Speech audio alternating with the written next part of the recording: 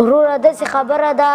خبره مې په خوله نه جوړېږي تا ته به یې ووایم بخت ته ډېره مسافري مې وکړه نور داسې خبره ده زه بېلېږم دغه د نن سبا نسل ده که نه دا د نن سبا نسل ده خواري ما د منې وکړه وروره جیته مې ورسولې لیونی شی وي په چیش خبر نه وي سعودي ویزه مې ته راوباسله خلک نه مې روپۍ درته قرض کړي لیسنس مې درته راوباسه میټر مې درته واخیسته سعودي ته مې ورسولې په روپیو مې سپور کړې اوس دا داسې ګټې ته برابر شي وایي زه بېلېږم دغسې خلک دي دی مسافر بس ته وروره نور به سره نه خفه کېږو 10 کاله مسافري مې وکړه نور ښه په خوشحالۍ سره بېل څو ښه خبر ده خو تا څه پوهېږم داسې پوهېږم ټولې تا د ښځې کارونه دي دا ښځې شیطانۍ درته کړې ده د ښځې منئ نن سبا داسې دي وروره د ښځه چې څه درته ووایي وروره هر شی پرېږدئ خو چې بېلېږي ډېر زړه دې ورته کېږي هېڅ ته به دې بېل به دې کړم بېل به سو سره صحیح ده ملک ته به ووایي فیصله به راوکړي هر چیز به بېل کړو ملک ته وایي ملک خو غل ده د خدای فیصله کوي د خدای فیصله کوي زه خپله ملک یم زه کم یم د ملک نه زه شکر د خپله ملک یم د کور خبره باید په کور کې پاتې شي زه ته ورونه وروره دریم ورور خو نشته دوه ورونه خو په ما د بېلتون به سره کوو زه مسیر یم ته کسیر یم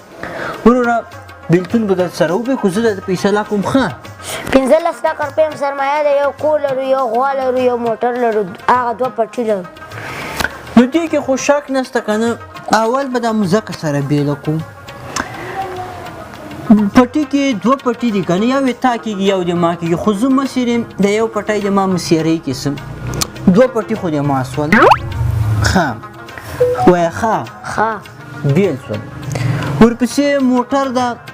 ته خو مسافر سړی ته په موټر باندې چیش کوې ته خو هسې هلته یې هغه موټر چې ده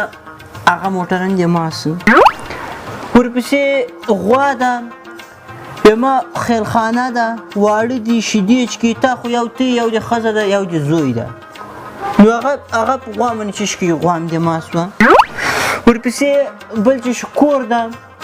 ته خو په ویزه باندې سپور کور خو اوس مشر سړی څوک کور نه باسي دا خو پاته خبره ده کور د ما څه کور هم د ما څه بل چې شي پاتې سو هغه پاتې سول سرمایه پاتې سوه نو 15 لکه سرمایه کې به داسې کار کېږي 15 لکه سرمایه 9.5 لکه د تا 9.5 لکه د ما خو په دې 9.5 لکه کې اوس وروره ګله جانه خبره داسې ده د تا ویزه ده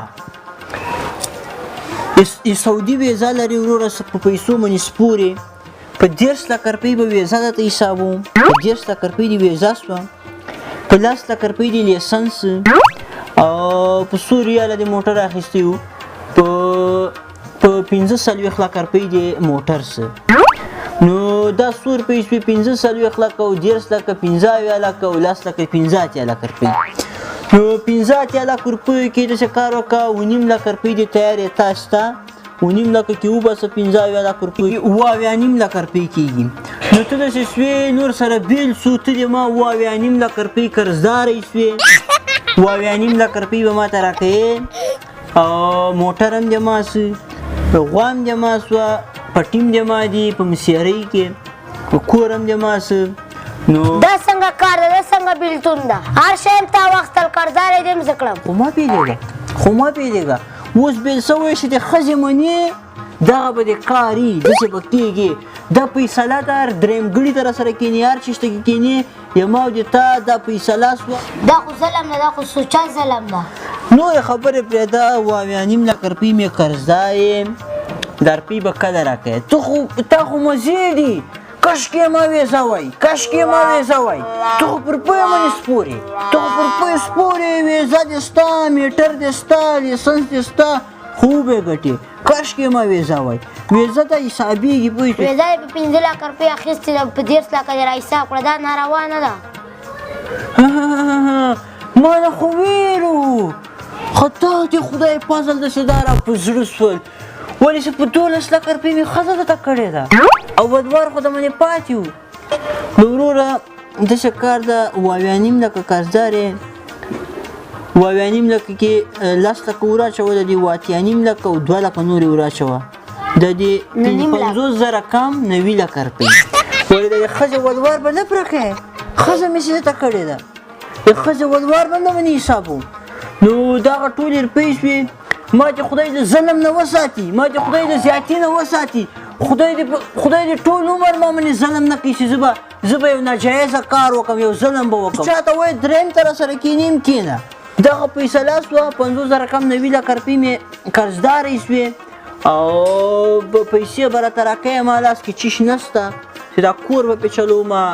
ته خو په کشکې ما ویزه وایي کشکې ما ویزه وایي ته خو پر پویه سپورې او بس دغه پیسه شوه 50,000 کم 90 لکه روپۍ دي او ته پسې زر یې راته پرکوې لاس جګ خدای دې د خیر او د برکت کړي امین دوه د خیر